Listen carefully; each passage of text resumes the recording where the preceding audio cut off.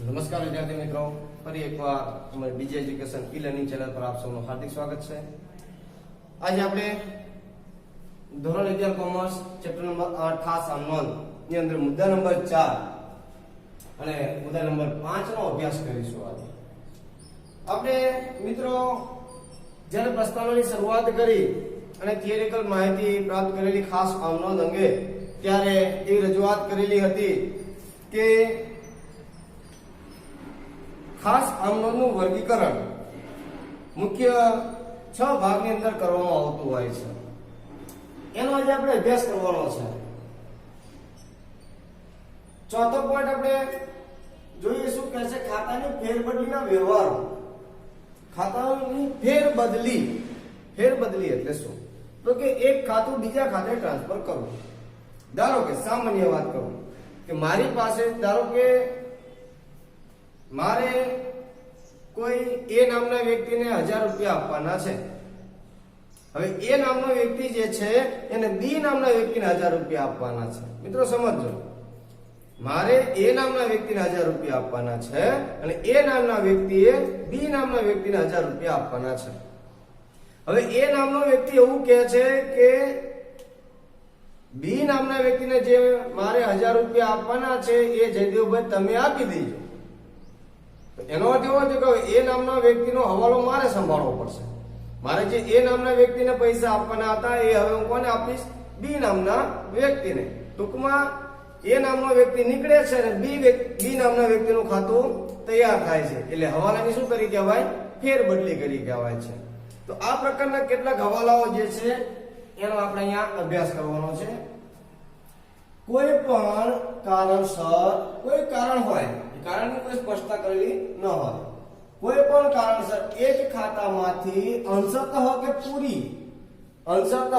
કે પૂરેપૂરી રકમ, અમુક ટકા હોઈ શકે, 10%, 15%, 20% કે 50% કે કોઈ પણ અંશતઃ અથવા પૂરેપૂરી રકમ બીજા ખાતામાં ફેરવવાની હોય। એટલે કે દાખલા તરીકે આપણે જે વાત કરી 1000 ની બદલે 500 રૂપિયા કોઈને આપવાના છે, તો 1000 પૂરા પણ હોઈ શકે અથવા તો અંશતઃ એટલે કે 500 પણ હોઈ શકે। પૂરી રકમ અથવા અંશતઃ રકમ બીજા ખાતે ફેરબદલ કરવાની હોય ત્યારે ખાતાની ફેરબદલીની નોંધ ખાસ અમલમાં કરાય છે। બીજું, વર્ષના અંતે એક ખાતું બંધ કરી, વર્ષ એટલે હિસાબી વર્ષની વાત છે મિત્રો અહીંયા, અને આપણું હિસાબી વર્ષ કેવું છે તમે જાણો છો, 1/4 ના રોજ ચાલુ થાય છે અને 31/3 ના રોજ પૂરું થાય છે। આ હિસાબી વર્ષ પૂરું ક્યારે થાય છે? 31/3।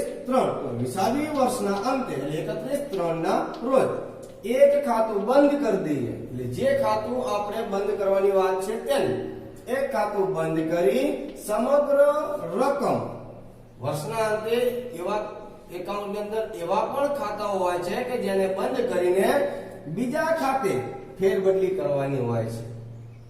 જોઈએ મિત્રો, અહીંયા એક આપણને ઉદાહરણ આપ્યું છે। અહીંયા જે પહેલો પોઈન્ટ આપણે જોયો હતો એનું ઉદાહરણ છે, આકાશને ચૂકવવાના રૂપિયા 5000 ધરતીએ કબૂલ્યા। આપણે ચૂકવવાના હતા કોને? આકાશને આપણે જે 5000 ચૂકવવાના હતા તે કોને કબૂલ્યા? ધરતીએ કબૂલ્યા નો અર્થ એવો છે કે ધરતી પૈસા સ્વીકારશે। સમજાય છે કે આકાશને જે આપણે 5000 આપવાના હતા એ હવે કોણ સ્વીકારશે? ધરતી। તો એનો અર્થ એવો થાય છે કે ધરતી છે એ રૂપિયા લેનાર બની જાય છે। વ્યક્તિ ખાતાના નિયમ મુજબ લેનાર ખાતું ઉધાર થઈ જાય છે મિત્રો, તો લેનાર ખાતે ઉધાર કરી અને આકાશ નામનો હવે જે આપણો લેણદાર છે એ મટી જાય છે। એ હવે આકાશ લેણદાર રહેશે અને લેણદાર કોણ બની જાય છે? ધરતી। ધરતી લેણદાર તરીકે ઊભી થાય અને આકાશ એ આપણા જે લેણદાર હતા એ બંધ થાય છે। આકાશને ચૂકવવાના રૂપિયા 5000 ધરતીએ કબૂલ્યા। મિત્રો સમજો, બહુ ખાસ અને સમજાવવાનો વ્યવહાર છે। ધરતીએ કબૂલ્યા એટલે હવે આપણે જે આ નોંધ કરીએ છીએ એ શું નોંધ કરી શકીએ? તો અહીંયા આપણે એવું કીધું હતું કે આકાશને ચૂકવવાના રૂપિયા 5000 ધરતીએ કબૂલ્યા, એટલે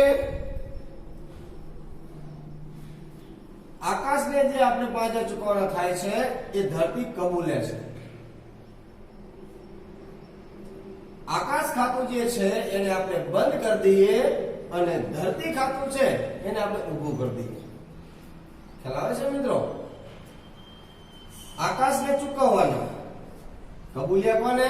ધરતી. આકાશને ચૂકવવાના રૂપિયા 5000 ધરતીએ કબૂલ્યા. આમ નોંધ કરીએ મિત્રો આની. આકાશ નામના લેણદારનું ખાતું આપણે બંધ કરી દઈએ. લખીએ આકાશ ખાતે ઉધાર. હવે જો મિત્રો આપણે ધારો કે વેચાણની જ્યારે નોંધ ખરીદીની નોંધ કરી હોય ત્યારે આનું શું કર્યું હોય? ખરીદ ખાતે ઉધાર તે આકાશ ખાતે જમા એવું કરેલું હોય. હવે આકાશ નામના વ્યક્તિને આપણે જ્યારે પૈસા ધારો કે ચૂકવતા હોય તો આકાશ ખાતે ઉધાર તે રોકડ ખાતે જમા એવું કરી શકીએ. પણ આપણે પૈસા નથી ચૂકવતા, એનો હવાલો ફેરબદલ કરીએ છીએ. એટલે આકાશ ખાતાને બંધ કરી દઈએ છીએ. નવું કયું ખાતું ઊભું કરશું? ધરતી ખાતું. તે ધરતી ખાતે જમા રૂપિયા 5000. 5000 નો જે હવાલો છે એ આપણે કોને આપ્યો? ધરતીને. એટલે કે ધરતી હવે જે છે એ રૂપિયા સ્વીકારનાર બની જાય છે. આકાશનું ખાતું બંધ થઈ જાય છે. તો આને આપણે ખાતાની ફેરબદલી કરી કહેવાય છે. એક વ્યક્તિને ચૂકવેલી રકમ બીજી વ્યક્તિ કબૂલ રાખે છે ત્યારે આ પ્રકારની નોંધ કરી શકાય છે. આ સમજાણું છે. હવે આપણે કેવી જ રીતે એક ખાતું બંધ કરીને બીજા ખાતે રકમ ફેરબદલ કરો. ધારો કે ઉપાડ રૂપિયા 5000 અને મૂડી રૂપિયા 50000. ધારો કે આ પ્રકારનું આપણને કીધું. તો આપણે મિત્રો જાણીએ છીએ કે ધંધાની અંદર જે માલિક છે એ ધંધામાંથી પોતાના અંગત હેતુ માટે જે રકમ લઈ જતો હોય એ રકમને આપણે ઉપાડ કહીએ છીએ. અને ધંધાનો માલિક ધંધામાં અંગત કોઈ માલ મિલકત રોકડ લાવતો હોય અને આપણે મૂડી કહીએ છીએ. તો જ્યારે વર્ષ પૂરું થાય ત્યારે માલિક સાથેની લેતી દેતી શું છે, માલિક પાસેથી કેટલા લેવાના છે, માલિકને કેટલા આપવાના છે એ નક્કી કરવું જરૂરી છે. તો એ ક્યારે ખબર પડે? એને જે ઉપાડ કરેલો છે એ ઉપાડ એના મૂડીમાંથી બાદ કરી દઈએ. એની જે ધંધામાં મૂડી પડી છે એ મૂડીમાંથી એને ઉપાડેલી રકમ બાદ કરીએ તો આપણને સાચી માહિતી મળે કે એને હવે ધંધાએ માલિકને કેટલી ચૂકવવાના કે માલિક પ્રત્યેની જવાબદારી હવે કેટલી રહ્યા છે. તો એનો અર્થ એવો થાય છે કે ઉપાડ ખાતું બંધ કરી દઈએ અને મૂડી ખાતે ટ્રાન્સફર કરીએ તો મૂડી ખાતાની બાકી તો જમા હોય અને ઉપાડ ખાતાની બાકી ઉધાર હોય તો વિરુદ્ધ અસર આપી દઈએ તો રકમ આપોઆપ બાદ થઈ જાય છે. આ જમા બાકીને આપણે ઉધાર કરી દઈએ તો મૂડી ખાતે ઉધાર તે ઉપાડ ખાતે જમા. કેટલા રૂપિયા? તો કે 5000 રૂપિયા આપણે એનો ઉપાડ ખાતું છે બંધ કરી અને મૂડી ખાતે હવાલો ટ્રાન્સફર કર્યો તેમ. એટલે ટૂંકમાં 50000 માંથી 5000 બાદ થઈ જાય છે. કેટલા બાદ થઈ જાય છે? રૂપિયા 5000. 50000 માંથી 5000 બાદ થઈ જાય તો હવે માલિક પ્રત્યેની જવાબદારી કેટલી રહેશે? 45000. તો આવા વ્યવહારોને કહેવાય છે ખાતું બંધ કરીને અન્ય ખાતે હવાલો ફેરબદલ કરવો. આવા આપણે આગળ હજી ઘણા બધા ચેપ્ટરો એવા છે કે જેની અંદર આપણે આનો ઉપયોગ કરવાનો છે. આગળ એને હજી પણ વધારે ડીપની અંદર એટલે કે સૌથી વધુ જ્યાં જરૂર પડશે ત્યાં વધુ વિગતવાર અભ્યાસ કરવાનો પ્રયત્ન કરશું. મુદ્દા નંબર આગળનો જોઈએ આખર નોંધ. આખર નોંધ એટલે શું? હિસાબી વર્ષના અંતે ખાતા બંધ કરવાની નોંધ એટલે આખર નોંધ. હિસાબી વર્ષના અંતે ખાતા બંધ કરવાની નોંધોને શું કહેવાય છે? આખર નોંધ. એક માર્કનો પ્રશ્ન પૂછાઈ શકે છે મિત્રો. હિસાબી વર્ષ પૂરું થાય 31/3 તારીખ આવી ગઈ એ સમયે ખાતા બંધ કરવાની નોંધને શું કહેવાય છે? આખર નોંધ. તો વર્ષના અંતે કયા ખાતા બંધ કરવા પડે? જો મિત્રો ખાસ એક યાદ રાખજો, ધંધાકીય એકમની અંદર આપણે જ્યારે હિસાબો લખીએ છીએ ત્યારે મુખ્ય બે પ્રકારના ખાતા હોય છે. ધંધાની અંદર બે પ્રકારના ખાતા હોય, એક કાચા ખાતા અને એક પાકા ખાતા. કાચા ખાતા ફરી આખો વિગતવાર લખીએ એટલે ખ્યાલ આવે. કાચા ખાતા અને પાકા ખાતા. કાચા ખાતા એટલે એવા ખાતા કે જે ખાતા બંધ કરીને આપણે નફા નુકસાન ખાતે કે વ્યાપાર ખાતે લઈ જવામાં આવતા હોય. અને પાકા ખાતા એટલે એવા ખાતા કે જે ખાતા બંધ કરવામાં આવતા હોતા નથી, એને એની બાકી છે એ આગળના વર્ષે આગળ ખેંચવામાં આવતી હોય છે. તો આવા કાચા ખાતામાં માલને લગતા ખાતા હોય, ખર્ચને લગતા ખાતા હોય, ઉપજને લગતા ખાતા હોય વગેરે. જ્યારે પાકા ખાતામાં વ્યક્તિ ખાતા હોય, અથવા લેણું અથવા દેવું અથવા મિલકત, આ બધા જ પ્રકારના ખાતાને શું કહેવાય છે? પાકા ખાતા. હિસાબી વર્ષના અંતે માલના ખાતા, કયા ખાતા? માલના ખાતા અને માલની ખરીદીને લગતા ખર્ચના ખાતા. ખાસ યાદ રાખજો, હિસાબી વર્ષના અંતે માલના ખાતા અને માલની ખરીદીને લગતા ખર્ચના ખાતા. માલ ખરીદીએ ત્યારે આપણે જાણીએ છીએ કે ઘણા બધા એવા ખર્ચા, મજૂરી છે કે પછી રેલવેનું છે, ઓક્ટ્રોય છે, જકાત છે, આવા ઘણા બધા ખર્ચ છે. એ ખર્ચના ખાતા નફા નુકસાન ખાતે લઈ જઈ બંધ કરવામાં આવે છે. મિત્રો,